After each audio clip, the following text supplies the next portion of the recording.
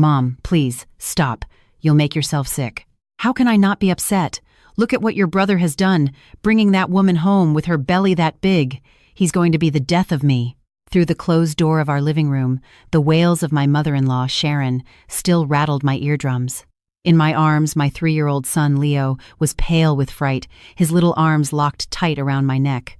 My husband, Ethan, opened the door to the master bedroom. His face wore a perfectly crafted mask of exhaustion and apology. Ellie, it's a madhouse out there. Could you take Leo to your mom's for a couple of days? I'll come get you both as soon as I get this sorted out. I nodded, saying nothing. Through the crack behind him, I saw my brother-in-law, Kevin, sitting slumped on the sofa, head in his hands. A young woman with delicate features and an arrogantly defiant air was caressing her swollen stomach, watching the chaos with cold detachment. That was Maya. This was the shocking scene I had walked into after work today.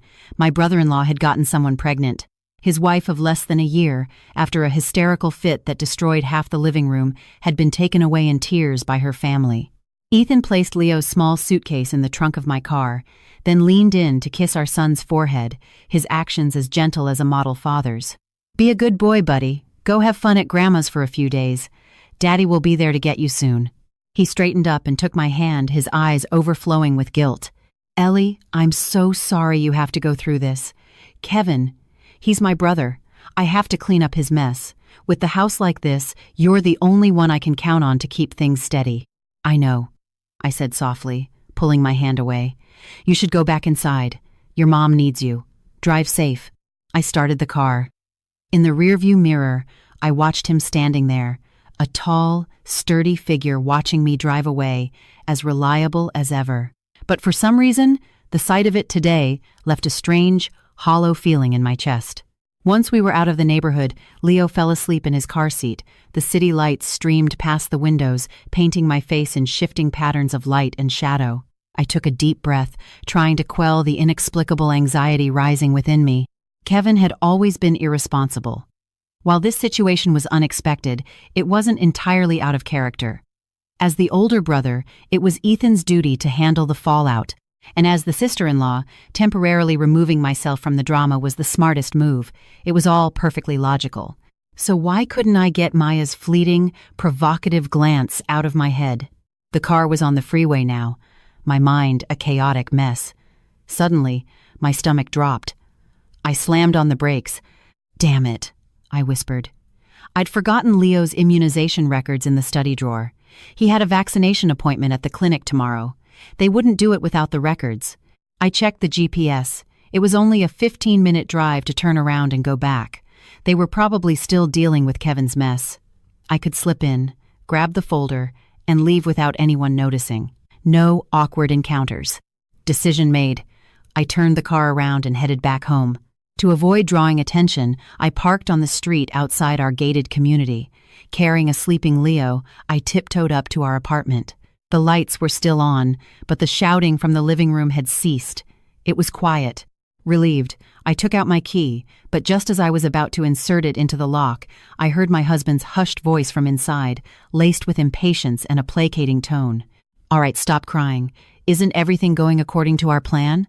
It was Maya's whimpering I heard next. My heart seized. I pressed my ear closer to the door. But the way your mom and brother look at me, like they want to eat me alive. Ethan, I'm scared. What's there to be scared of? I'm here. Don't worry about my mom. Right now, she thinks the baby is Kevin's. All she wants is a grandchild. She'll get over it in a few days. As for Kevin, that loser thinks you just miscalculated your cycle. He's so stupid, he's easy to manipulate. My blood ran cold. Ethan's voice continued, now dripping with a smug cruelty. You just stay here and focus on growing my son, nice and healthy. Once the baby is born, I have my ways of making that woman, Eleanor, leave with nothing. Then this house, this firm, everything, it will all belong to you and our son. The key slipped from my numb fingers, clattering softly on the welcome mat. The voices inside stopped abruptly. Who's out there? Ethan asked sharply. My body went rigid, my heart hammering against my ribs. I clamped my hand over Leo's mouth, praying he wouldn't make a sound in his sleep. A few seconds later, I heard the doorknob turn. I I scrambled, practically falling over myself as I bolted for the stairwell and hid in the dark corner, not daring to breathe. The door opened. Ethan peered out, his eyes scanning the empty hallway. "See? No one. You're hearing things," he said, shutting the door. In the darkness, I leaned against the cold wall, shaking like a leaf in an autumn wind. A wave of nausea churned in my stomach. Leave with nothing. My son. So, this was all a performance. A vicious play directed by the man I trusted most, designed to strip me of everything I owned. And I, an award-winning screenwriter, was the last idiot in this B-rate drama to find out the truth. I don't know how I managed to carry Leo back to the car. The moment I shut the door, I collapsed over the steering wheel, dry heaving silently. There were no tears, only a bone-deep chill brought on by the ultimate betrayal. It was nearly midnight when I arrived at my parents' house. My mom, woken by the sound of the door, was shocked to see me standing there with a sleeping Leo, my face a wreck.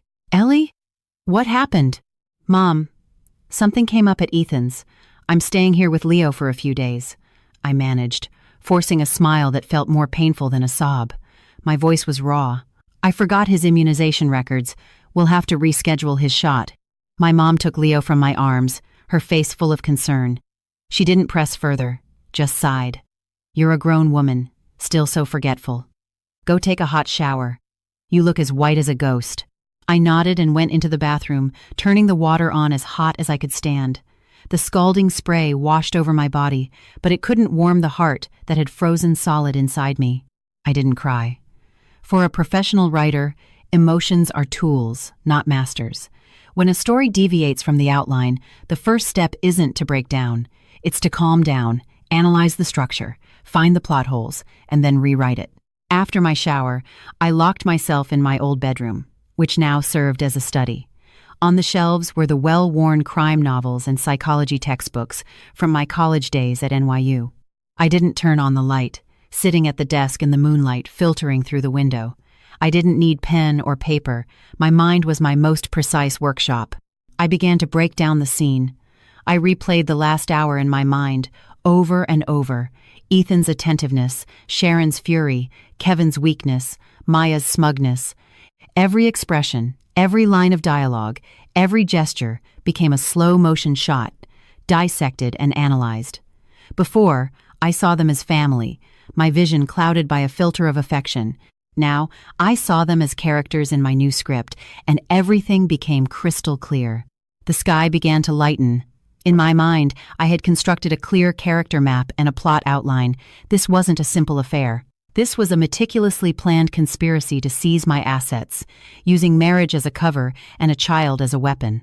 Ethan's targets were the Upper East Side apartment my parents bought me before the wedding, my continuous income from royalties, and the shares in my family's company they had promised to Leo. My son and I were just obstacles to be removed. I stood and walked to the window, watching the sleeping city awaken in the dawn light. The cold numbness of the previous night was gone, replaced by an almost cruel calm. As a screenwriter, I despise illogical plots and one-dimensional characters. "Ethan, the script you've handed me is terrible.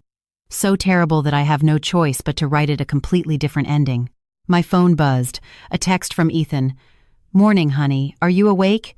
Everything's fine here." Mom's calmed down. "When are you and Leo coming home?" I stared at the words, a cold smile touching my lips. I called him back.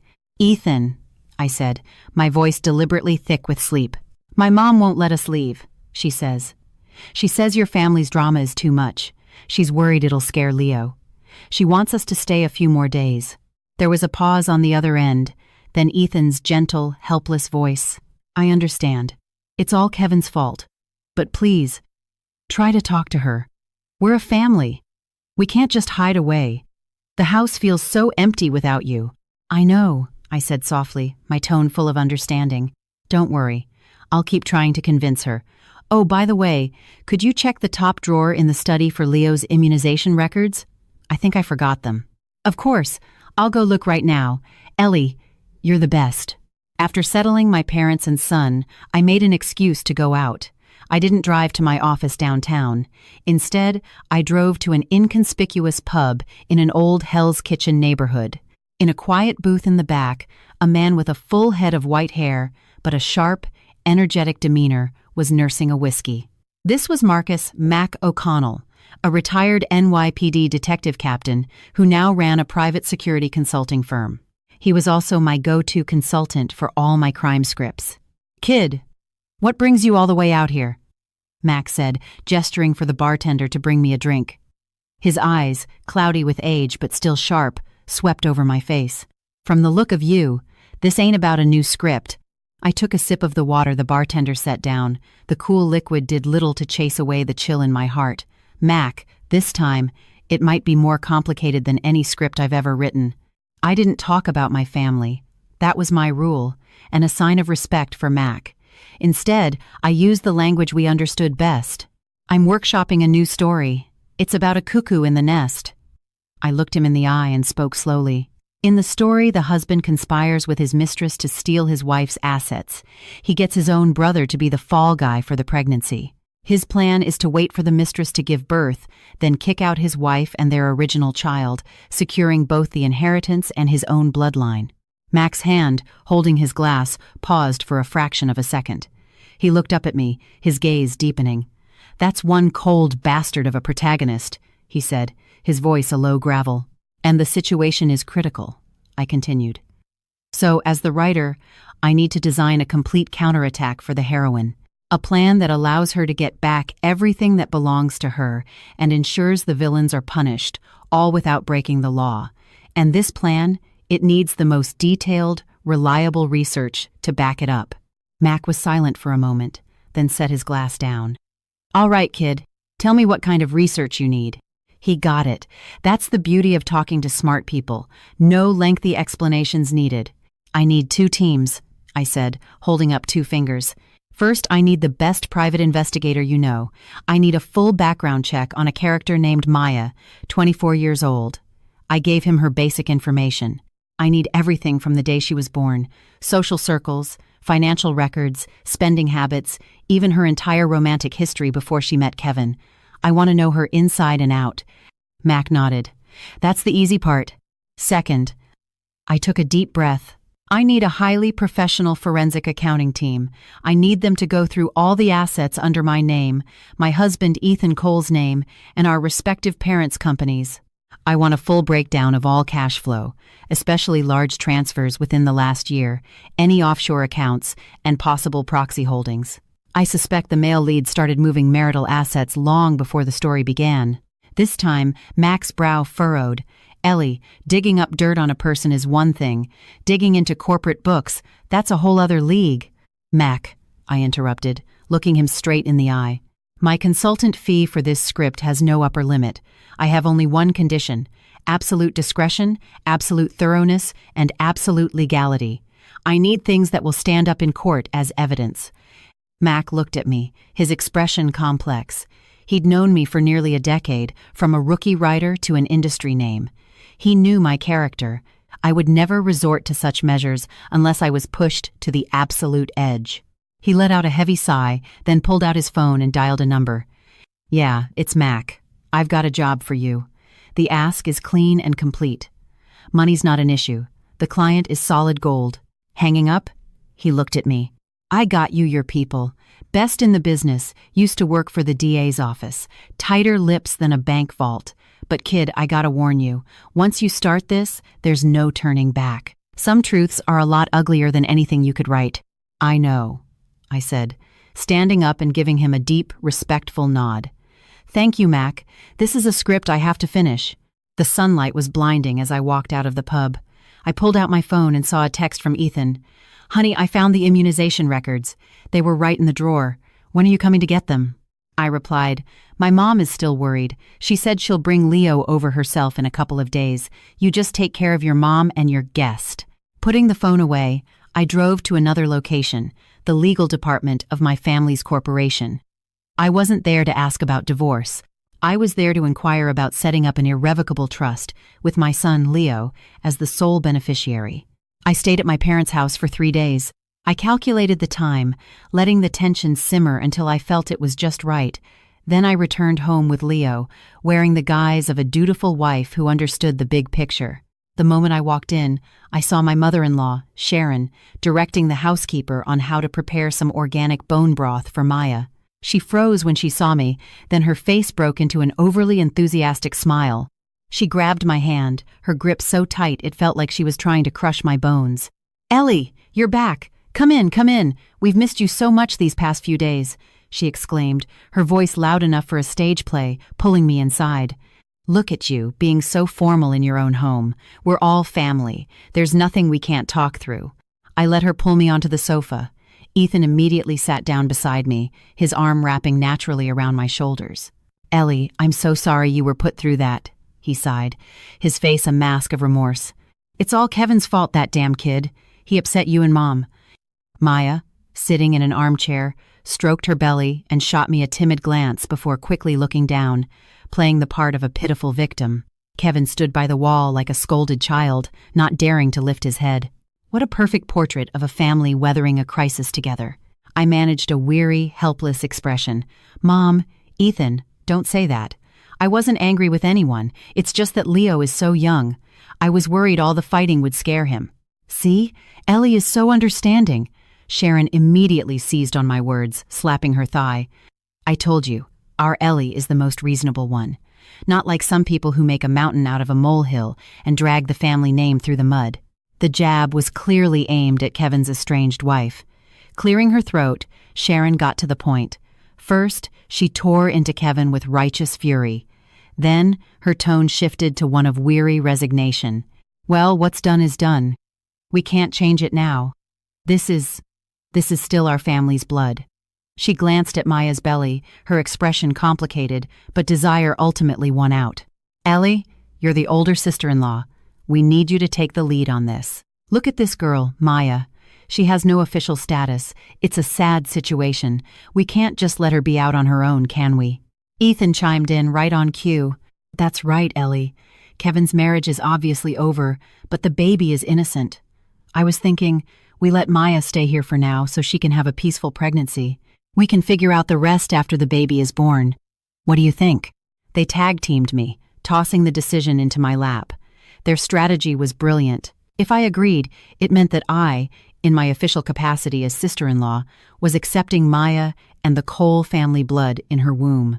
It would lay the most crucial foundation for the next phase of their plan.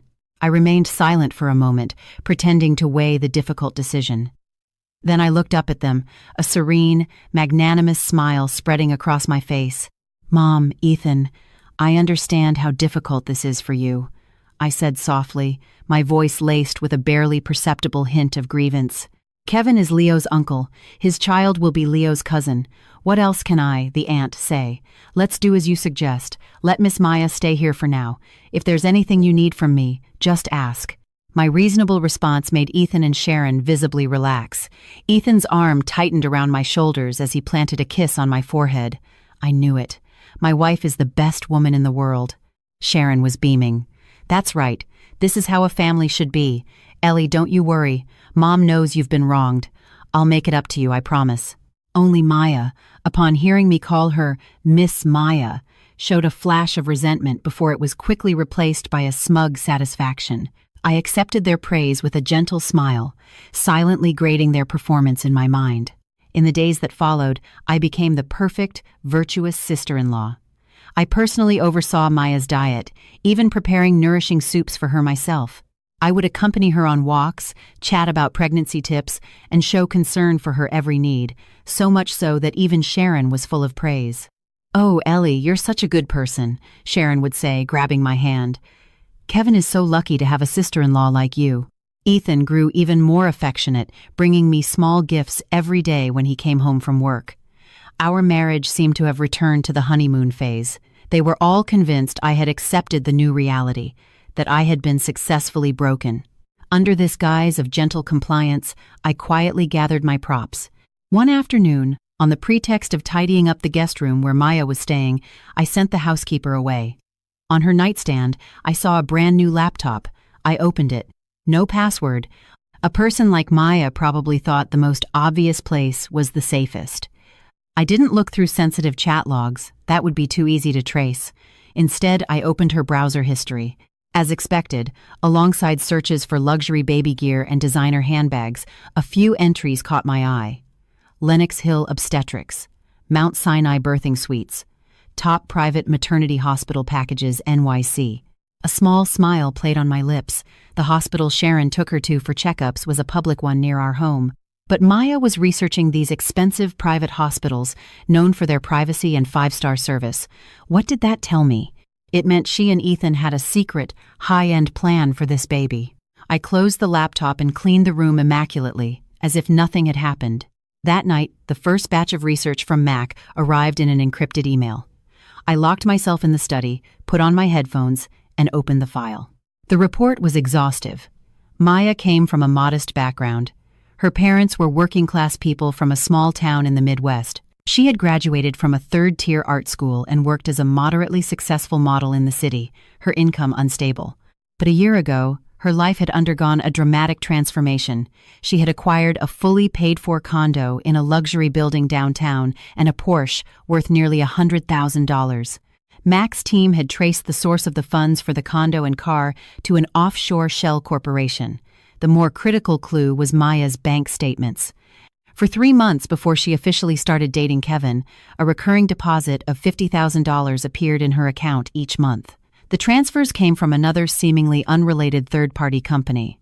But Mac's team, using their technical expertise, peeled back the layers and traced the beneficial owner of that company to a major building materials supplier, one of the largest and longest-term partners of Ethan's architectural firm. The threads connected. Ethan had been siphoning money from his projects by inflating material costs, laundering it through the supplier's accounts, and then funneling it to the shell corporation to pay for Maya. He had been meticulous, setting up firewalls at every step. Without the top-tier financial investigators on Mac's team, it would have been impossible to uncover this trail in such a short time. I stared at the clear flowchart of the money trail on the screen, my fingers tapping lightly on the cold desk. This wasn't just an affair. This was embezzlement. This was commercial bribery. Ethan, you're even greedier and more foolish than I imagined. You thought your firewalls were impenetrable, but you forgot that to a professional writer, any seemingly unrelated clue can be woven into a complete evidence chain once you identify the key motivation. I encrypted and backed up the report, then wiped all traces from my computer. Half the evidence was secured. Now, I needed a catalyst. An event that would present this evidence in the most dramatic way possible to my audience. I began to change my tactics. If my previous care for Maya was subtle, now I started adding lines with hooks. That afternoon, I brought a bowl of homemade chicken soup to Maya's room. She was propped up in bed, eating imported fruit and scrolling through her phone. Seeing me, she lazily glanced up. "Sister-in-law, more delicious food for me?" she purred, her voice dripping with unconcealed triumph. I smiled, placed the bowl on her nightstand, and sat on the edge of her bed. "Maya, you need to nourish yourself now," I began casually. "I'm writing a new script, and the main character is pregnant too. She's taking all sorts of expensive supplements to protect the baby." "Oh, really?" Maya was clearly interested in my work. "I bet your new script is another one of those hit shows with a strong female lead." "Something like that," I chuckled, casting my line. "But this one is a bit different. It's a crime thriller. It's about a woman who gets pregnant with another man's child to marry into a rich family, and she sets up one of the family's sons to take the fall." Maya's hand, holding a spoon, visibly froze midair. I pretended not to notice and continued with my story. "This woman's plan is so meticulous, she fools everyone, but she never counted on the matriarch of the family, the heroine of my script being an expert in forensic psychology." As I spoke, I watched Maya's micro-expressions. Her smile was strained, but her eyes had started to dart around nervously. "So, my heroine, just by observing some very subtle physical traits of the baby after it's born, like blood type, the shape of its ears, even some minor hereditary habits, she figures out the baby has no biological connection to the son. Then, she quietly collects the baby's DNA, gets a sample of the real lover's DNA, and at the family's inheritance meeting, in front of everyone, she reveals the paternity test results."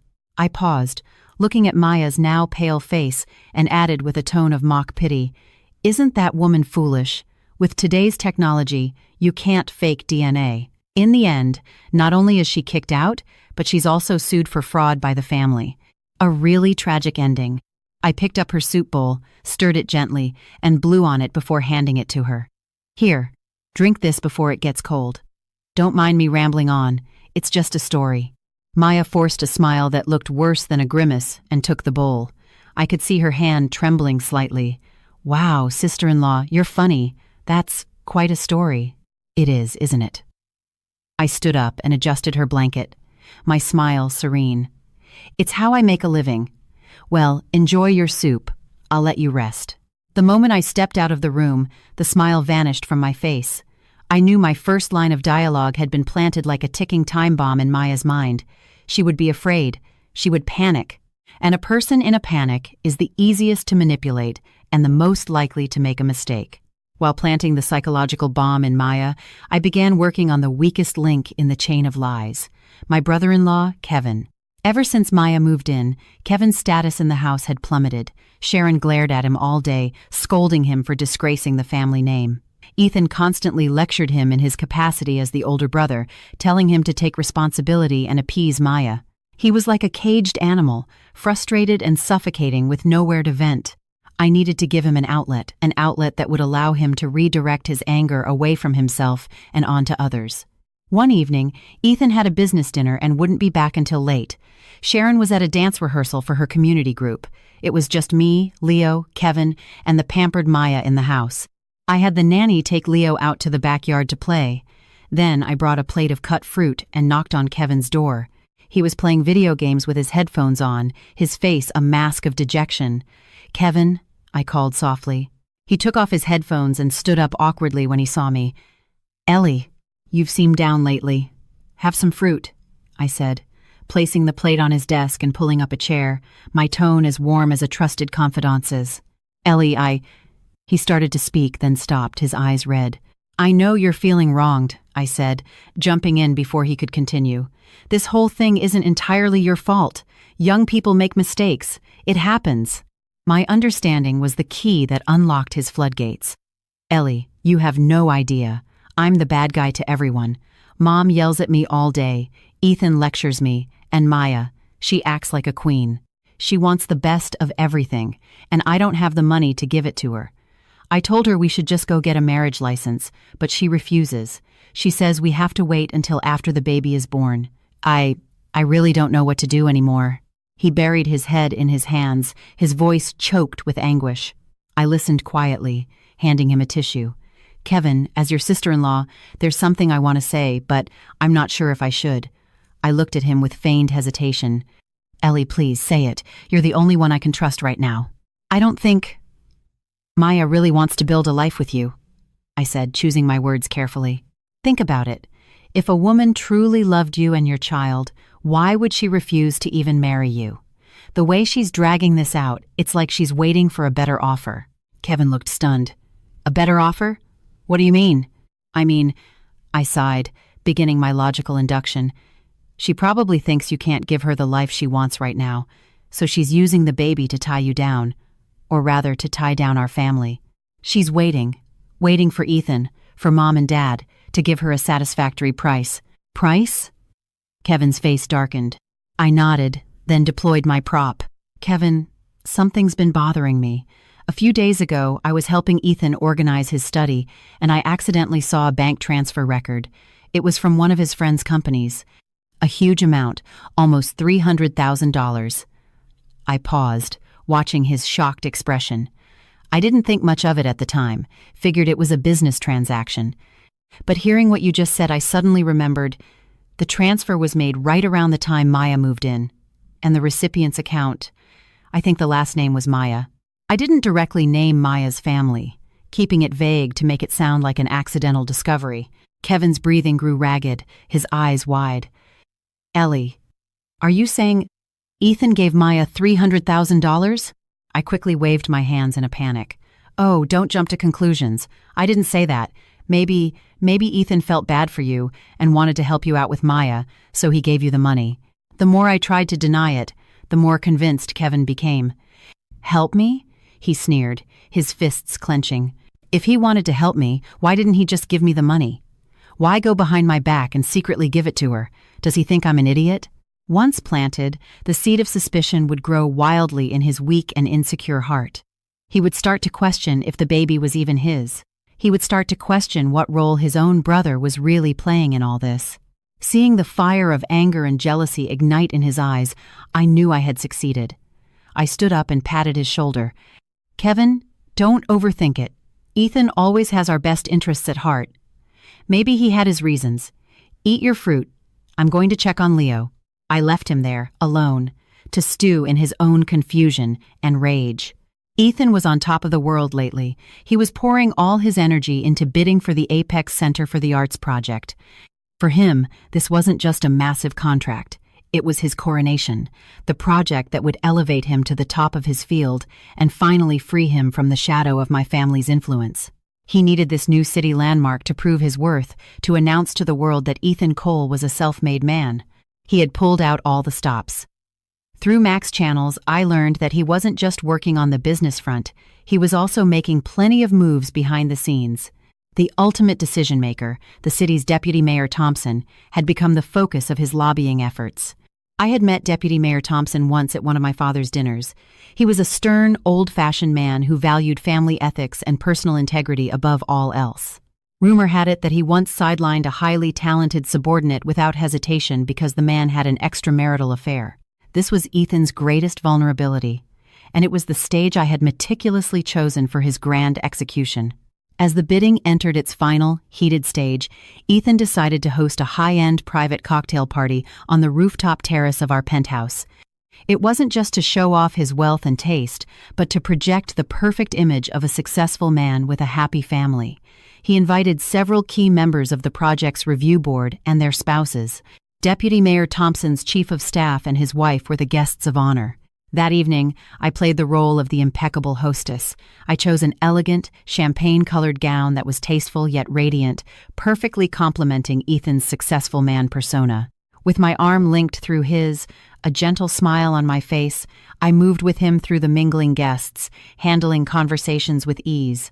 "Ethan, you're a lucky man," a portly board member said, raising his glass, his eyes full of envy.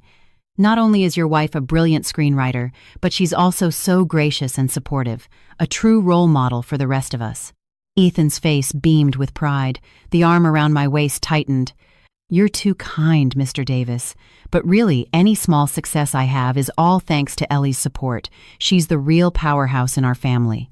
I offered a demure smile. "You're embarrassing me, Mr. Davis. Ethan's achievements are all due to his own hard work. I just write my stories at home and take care of our son. My job is to be his rock, so he can go out and conquer the world without any worries." My words were flawless, simultaneously praising my husband and showcasing my own wifely devotion. It earned a round of approving murmurs. Ethan was clearly pleased, the admiration in his eyes almost palpable. He probably still thought I was the same naive woman who lived and breathed for him. As the night wore on, the atmosphere grew more lively. I noticed the deputy mayor's wife, Mrs. Thompson, holding court with a group of ladies in a quiet seating area. Their laughter drifted on the evening breeze. That was the most important social circle of the night. My chance had come. Holding a glass of champagne, I gracefully walked over and joined their conversation. I shared a few funny anecdotes about Leo's preschool and some parenting tips, quickly fitting in. During a lull, I feigned weariness, rubbing my temples and letting out a soft sigh. This subtle gesture was immediately caught by the observant Mrs. Thompson. "Mrs. Cole, you don't look well," she said softly, her voice full of concern. "Are you overworked these days?" I immediately looked flustered, as if I'd made a mistake. "Oh, no, Mrs. Thompson, not at all. It's just, we've had some family matters lately and I haven't been sleeping well. It's nothing, really. Trivial things. Please, let's not spoil the mood." The more I tried to hide it, the more curious they became. Human nature is drawn to the whispers of high society secrets. "Oh, Eleanor, you can tell us," another wife chimed in playfully. "We can help you brainstorm a solution. Your husband is doing so well in his career, you must be handling so much at home. It's bound to be stressful." Under their gentle probing, I finally relented, my voice low and troubled. "Honestly, it's nothing major, it's just a bit of family ugliness. I'm embarrassed to even say it." I sighed, casting a glance toward Ethan, who was laughing with a group of men across the terrace. It's my husband's younger brother. He's young and foolish, and he got a girl pregnant. Now she's living with us, and my sister-in-law has moved out. Our home is in constant chaos. Oh my, really? One of the women gasped, her eyes shining with gossip. I'm afraid so, I lamented, continuing my performance. And my husband, he just has too big of a heart. He's so loyal, he keeps saying it's his responsibility as the older brother to clean up the mess.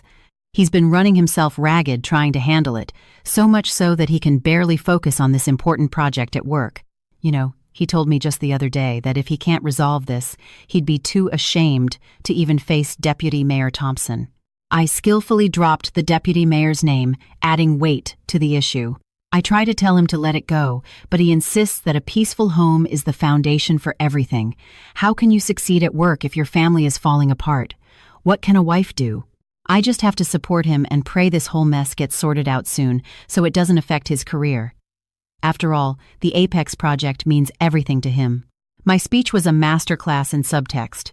On the surface, I was defending my husband, praising his sense of responsibility and family values.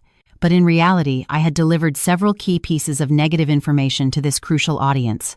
Ethan's family background is complicated, with a promiscuous and troublesome brother.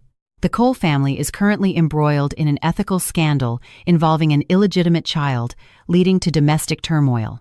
Ethan is distracted and overwhelmed by these personal issues, casting doubt on his professional focus and stability. Most importantly, I had successfully painted the Coles as a family with poor moral character, precisely the red flag that would trigger Deputy Mayor Thompson's biggest concerns. Mrs. Thompson's expression subtly shifted. Her smile faded, and though she nodded politely, her eyes held a new, calculating distance. She didn't ask any more questions, simply changed the subject. I knew my work was done. By the next morning, these words would be delivered as pillow talk and confidential gossip, reaching the ears of the one person who needed to hear them most, Deputy Mayor Thompson himself. I took my glass to a quiet corner of the terrace. The cool night air billowed in my dress.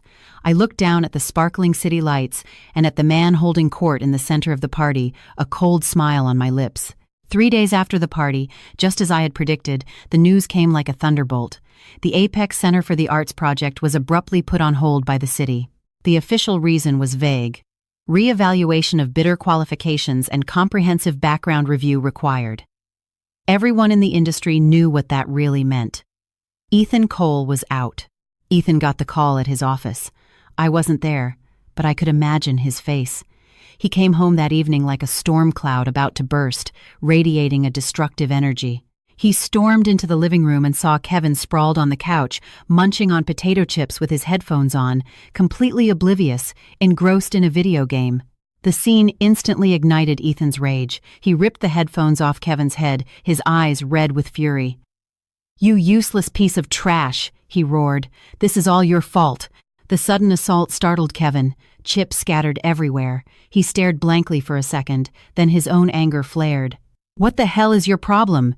It's not my fault your project fell through. Take your issues somewhere else." "Not your fault?" Ethan was trembling with rage. He grabbed Kevin by the collar and hauled him off the sofa, spittle flying from his mouth. "If it wasn't for your disgraceful, humiliating mess, would Thompson's office have suddenly changed their minds? The whole city is laughing at our family.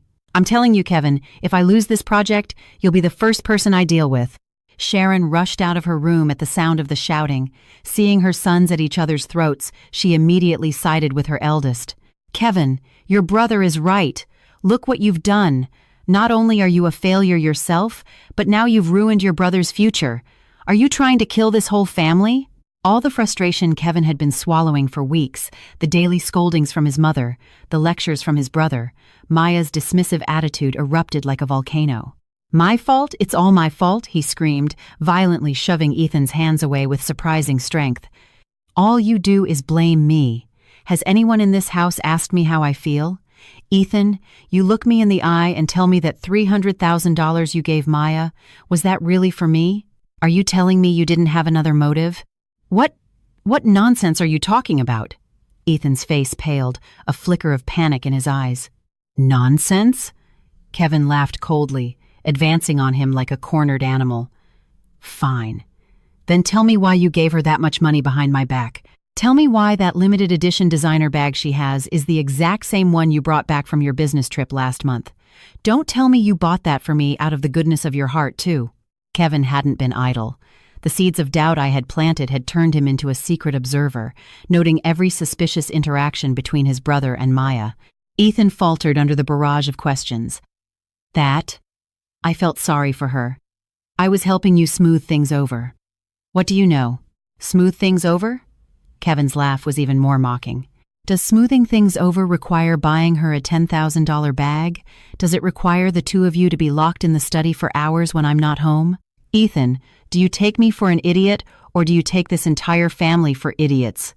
Sharon was completely bewildered by this sudden turn of events, staring back and forth between her sons in shock. Kevin, is what you're saying true? Ethan, what is going on? Just then, the classical music playing from the Sonos speaker in the living room abruptly stopped. A man's voice, clear and distinct, filled the silence. It was Ethan's voice, impatient and promising, like the whisper of a devil. All right, stop making a scene. As soon as I land the Apex project, I'll tell Eleanor it's over. You and our son are what's important. As for Kevin, that loser, I'll just give him some money to get lost. Everything this family has will belong to our son.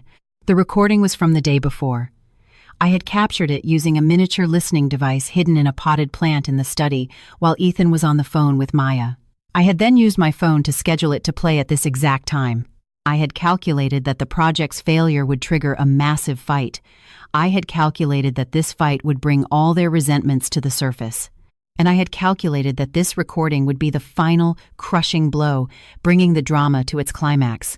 The living room fell into a dead silence. The air was thick enough to cut with a knife. Kevin's face turned from red to white, then to a sickly green.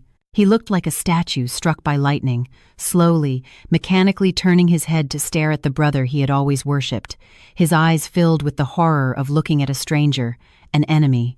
As for my mother-in-law, it was as if she had been struck by an invisible bolt of lightning.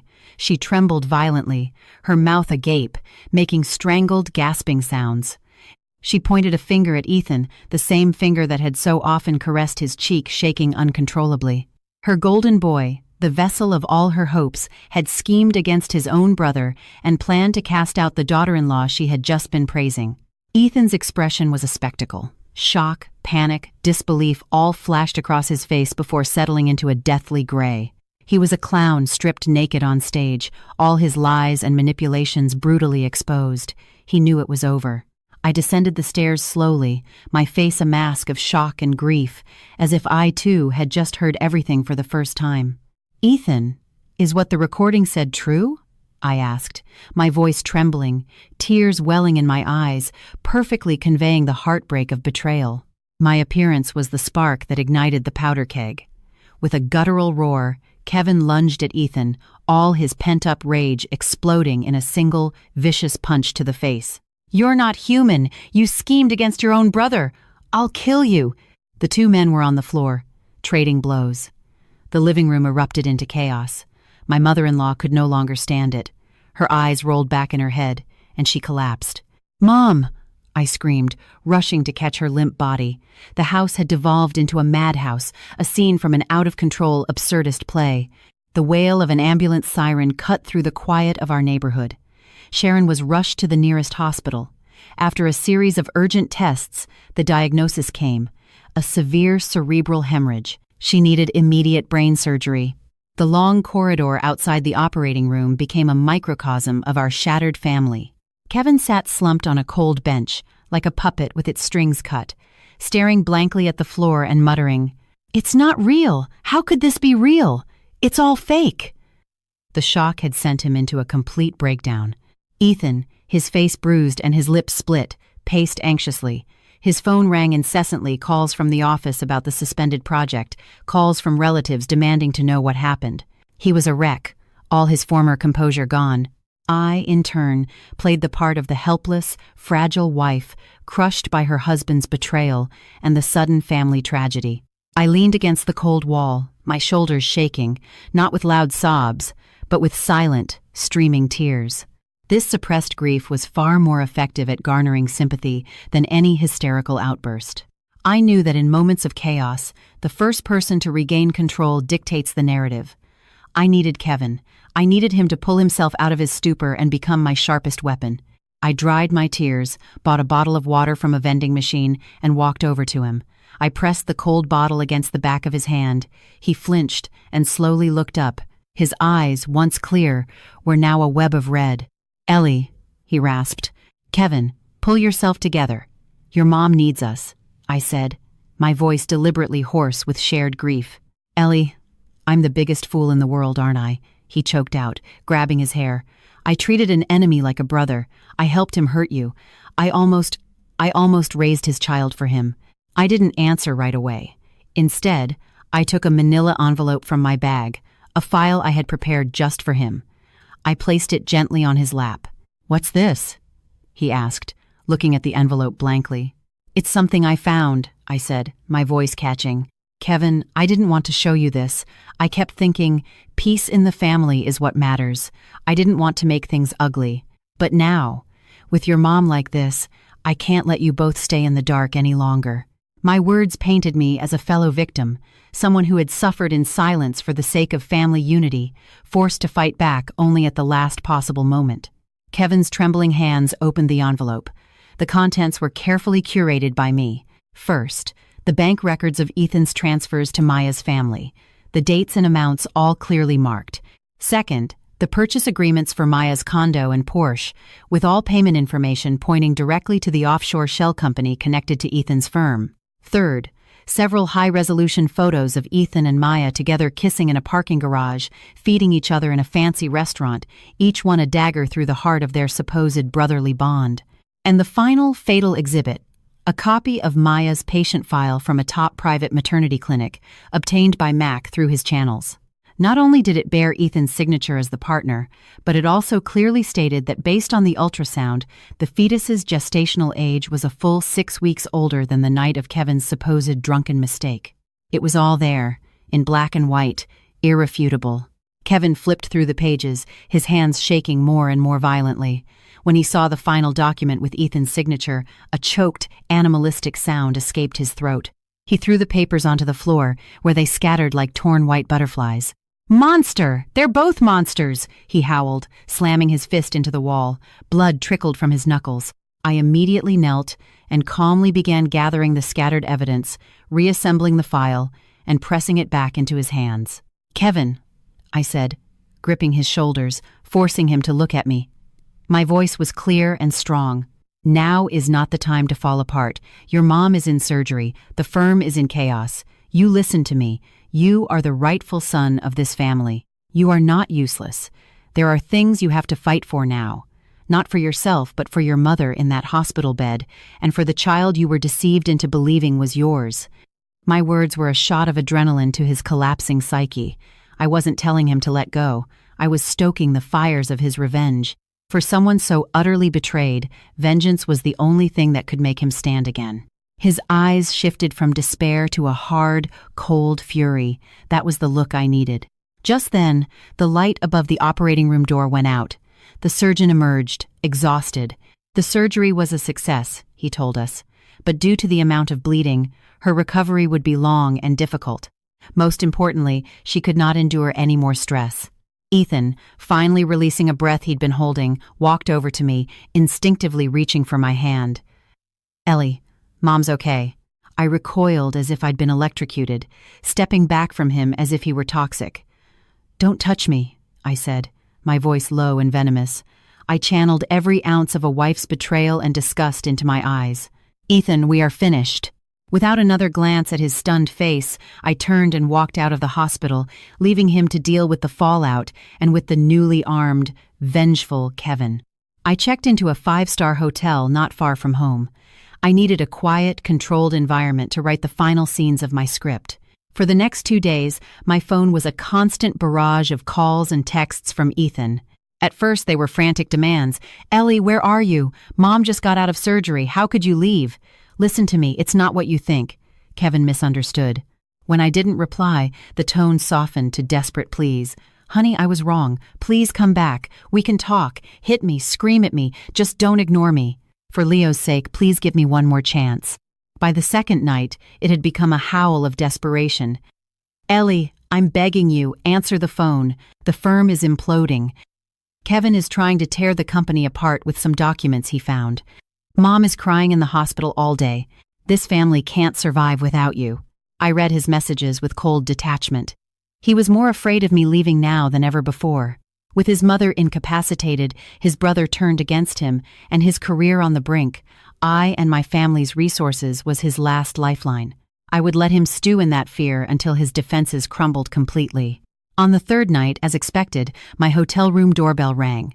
Through the peephole, I saw Ethan's haggard face. He looked 10 years older, unshaven and hollow-eyed. I opened the door but blocked the entrance, my arms crossed. "What do you want to explain?" I asked, my voice dripping with scorn. "How long you've been with Maya? Why you used your own brother as a pawn? Or perhaps you want to detail your plan for how you were going to leave me with nothing?" Every word was a poisoned dart. He turned pale, his lips trembling. Seeing his pathetic state, I felt a twisted sense of satisfaction. Suddenly, he dropped to his knees in the hotel corridor. "Ellie, I'm sorry, I was wrong," he sobbed, clutching at my legs. "I love you. I've only ever loved you. It was Maya, that bitch. She seduced me. She trapped me with the baby. I was afraid of it affecting my career, our family." His performance was so clumsy, so utterly devoid of responsibility, it made me physically ill. "Ethan, save it," I said, kicking his hands away. "Your acting skills wouldn't even pass muster with my interns." My contempt seemed to sting what was left of his pride. His pleading face hardened into a venomous sneer. He got to his feet, wiping his face. "Eleanor, don't push me," he hissed. "You think I don't know?" Kevin's sudden rage. "Mom, hearing that recording. You orchestrated all of it. You're more cunning than I ever imagined." "You didn't underestimate me," I said calmly. "You never saw me at all." He laughed, a wild, unhinged sound. "Oh, I see you now. I see you for the cold, heartless woman you are. And you're finally showing your true colors, aren't you?" I replied, my voice even, selfish, cowardly, and arrogant. My calm infuriated him. He lunged forward, grabbing my wrist, his grip like a vice. "I'm telling you, Eleanor, don't even think about divorce. I won't sign anything," he snarled, his face inches from mine. "You try to sue me, and I'll make sure you never see Leo again. You think a court will give you custody? I'll tell the tabloids all about the methods our celebrated screenwriter uses to find inspiration for her dark little stories. We'll see who ends up ruined." This was his final move. Using our son to trap me, using public shame to destroy me. It was pathetic. I didn't struggle. I just looked at him, at the desperation in his eyes, and spoke slowly and clearly. "Ethan, your biggest problem isn't greed or selfishness. It's stupidity. You assume everyone else is as stupid as you are." My voice was quiet but carried a weight that made him flinch. "You really think a screenwriter doesn't know how to protect her most important creation?" I yanked my hand free and held up my phone, pressing play. His threats, recorded in crystal-clear audio, filled the air. You recorded me?" he stammered, his face ashen. "The recording started the second you knocked on my door," I said, then gestured to the security camera in the ceiling. "And by the way, your threats and physical assault were all captured right there. Do you still think you have a chance in court?" He stumbled back against the wall, drained of all strength. Just then, as I had planned, hotel security and 2 police officers, alerted by a preset panic button on my phone, rounded the corner. As they led a dazed and defeated Ethan away for questioning, I felt nothing. No victory, just a flat, empty finality. Ethan was held for 48 hours and charged with misdemeanor assault and making criminal threats. It wasn't a heavy sentence, but it was crucial. It provided me with a police report, an official record of his violent and unstable behavior, a powerful weapon in any custody battle. The day after his arrest, I went back to the house. It was silent and bleak. Maya was gone, having vanished with her expensive trophies the night of the big blow-up. Kevin sat alone in the wrecked living room, surrounded by overflowing ashtrays. He looked older, but his eyes were no longer weak. They were hard and determined. He handed me a document. It was a divorce settlement proposal from Ethan's lawyer. Ethan was offering me the penthouse and half our savings, but he wanted to keep his firm and demanded joint custody of Leo. He's still dreaming, I said, tossing the papers aside. He thinks a condo and some cash can buy back our son? So, what's your plan? Kevin asked. I looked him in the eye. Do you want what's yours? Not just the money, but your dignity? He nodded fiercely. I placed a black USB drive on the table. This is everything. All the proof of Ethan's embezzlement, tax fraud, and offshore accounts. Kevin stared at it, stunned. How? While your brother was producing his drama, I was writing my own script, I said calmly. And a good script requires good research. I want you to go to him. Tell him you want 30% of the firm as compensation for his deception. Otherwise, this drive goes to the IRS and the district attorney. Will he agree? Kevin trembled. He will, I said with certainty, because he has no other choice. To him, you're a nuisance. I'm the real threat. He'll give you the shares to buy your silence so he can focus on fighting me. Kevin clutched the drive, his face a mixture of gratitude and awe. He stood up and, without another word, walked out the door to confront his brother. The negotiation was, I imagine, dramatic. But in the end, Ethan capitulated. The USB drive was a sword hanging over his head, and Kevin was the one holding the rope. With Ethan released and awaiting his court date, we met at my lawyer's office. He looked like a broken man. My lawyer presented our final divorce agreement. Assets. Ethan would relinquish all marital assets. He would leave with nothing. Custody. I would have sole, unconditional custody of Leo. Ethan would pay a one-time, 7-figure child support settlement and would have severely restricted, supervised visitation rights. The firm, 50% of the shares of his architectural firm would be transferred to my name, free and clear. When he read the third clause, Ethan exploded. Impossible. That firm is my life. This is robbery. Kevin, sitting beside me, cool and composed in a tailored suit, placed the black USB drive on the table. Brother, he said, his voice flat, I suggest you sign. 50% to Ellie is better than 100% of nothing while you're doing hard time. My lawyer delivered the final blow. Mr. Cole, my client requires the shares to secure your son's financial future. As the new majority shareholder, she has also commissioned a full forensic audit of the firm's last 5 years of financial records. Any irregularities will be reported to the proper authorities. That was the checkmate. It was a message to both of them. To Ethan, it said, even after this, I can still destroy you. To Kevin, it said, don't think you're safe. Your fate is tied to his. Ethan collapsed in his chair, sweat beading on his forehead. After a long, silent moment, he picked up his pen and, with a trembling hand, signed his name. The drama he started was finally, officially over. As I left the law office, I saw Maya waiting outside. She looked thin and worn. He really lost everything? She asked, her voice full of disbelief. I looked at this woman who had once turned my world upside down and felt nothing. I handed her a business card. This is the top obstetrics clinic in the city. I've already arranged and paid for the best doctor to handle your procedure. The cost, plus a generous compensation, is taken care of. Consider it a professional courtesy from one woman to another. Your future is your own to decide. She stared at the card, speechless. I got in my car and drove away. The next day, 2 anonymous packages containing identical USB drives and detailed whistleblower reports were delivered to the IRS Criminal Investigation Division and the State Licensing Board for Architects. I had honored my agreement not to use the most damning evidence as leverage in the divorce. This wasn't a transaction, it was a judgment. The fallout was swift and catastrophic. The joint investigation uncovered a massive conspiracy of fraud, tax evasion, and bribery that dwarfed what was on the drive. The Apex Center scandal exploded, taking down a deputy mayor's chief of staff and several other city officials. Ethan, as the central figure, was sentenced to 15 years in federal prison. His firm was dissolved, its assets seized to pay off massive fines. Kevin, as a shareholder, was wiped out, his own assets frozen to cover the company's debts. He sold what little he had left and disappeared back to his hometown. Sharon, upon seeing her son in handcuffs on the evening news, suffered another, more severe stroke. She survived but was left permanently paralyzed, condemned to live out her days in a nursing home, a prisoner of her own regret. The family, once so seemingly perfect, had utterly imploded, each member paying the price for their greed and deceit. I didn't stick around to watch the final act. The day the divorce was finalized, I sold my shares in the now defunct firm and donated the entire sum to charities supporting women and children. Then, with Leo and our own clean assets, I boarded a plane and flew west. 1 year later, Santa Barbara, California. The winter sun warms the wooden floors of my living room. The air smells of salt and gardenias. My new home is a white stucco house, a 5-minute walk from the beach. I designed it myself.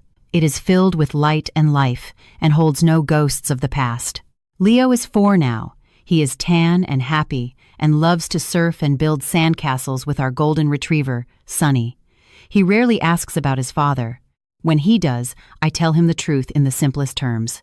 His father made some very bad choices and is in a place where he has to think about them for a long, long time.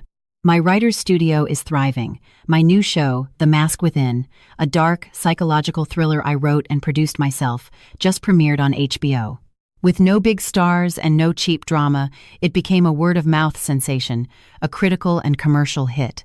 This afternoon, as I was watching Leo and Sunny play on the lawn, my phone rang. It was Mac. "Kid, congratulations," he boomed. "I binged the whole damn season. It's brilliant, vicious, smart, a whole other level from your old stuff." I smiled, watching my son's carefree laughter. "I couldn't have done it without you, Mac." "Don't give me that," he said, his voice turning thoughtful. "I just handed you some props. You're the one who wrote the script. And let me tell you, kid, real life is a hell of a lot more brutal than anything you could ever write." I took a sip of my tea, looking out at the endless blue where the ocean met the sky. My heart was calm, settled. "No," I said softly, my voice filled with a certainty I had never known before. "You're wrong, Mac." "Oh yeah? How so?" A gentle, determined smile spread across my face as I watched Leo roll in the grass, his laughter echoing in the warm air. "Life is a script," I said. "And now, I'm the one directing."